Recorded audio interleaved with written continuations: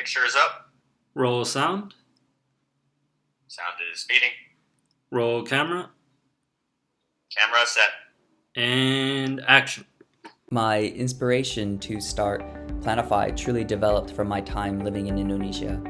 For 2 years, I worked with a community social enterprise called Muntigunung CSA, where the aim was to alleviate poverty in a more or less neglected region of Bali. There, I worked with locals to produce natural products in order to cultivate their livelihood. One of the most memorable things from my time living in Indonesia was how much they incorporated nature into their design, whether it was with packaging or architecture. That really made an impression on me. We are an organization dedicated to connecting people to nature. We regularly go out into the community to do pop-ups with our handcrafted kokedamas, as well as hold workshops for kids to teach them the benefits of having more nature in our spaces. My vision for Plantify is to become a holistic biophilic organization that mindfully addresses the changing climate and ecosystems of our beautiful planet through creative ideas. I've recently been offered an opportunity by a great childhood friend to move out of my parents' house and into a space in Cherryland at the beginning of 2020.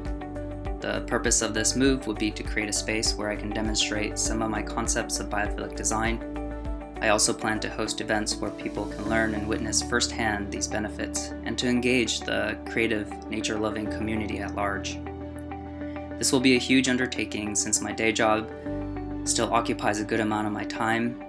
I will be building this space from the ground up and my resources are limited, but maybe one day I can fully switch to working full-time for Plantify. I hope to invite you all with me on this journey. Let's Plantify society.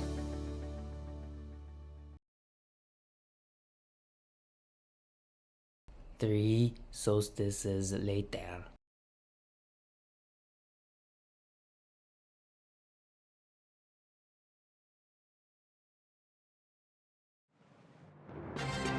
Breaking news today from the President's office and being backed by the state governors to order all non-essential employees to stay at home as the coronavirus spreads.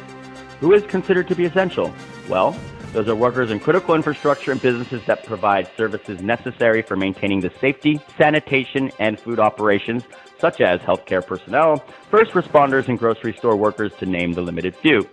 This approximately affects nearly 73% of all Americans, and that number translates to about 240 million people across the United States ordered to remain at home at this time. California's governor today telling many non-essential businesses to reduce their workforce to zero. What is expected are companies downsizing as well as blanket layoffs. And the number of coronavirus cases have jumped by over 100,000 here in the United States, with more testing available. That's approximately 582,000 positive cases now being reported and killing about 60,000 people in the first 2 months, with many more casualties.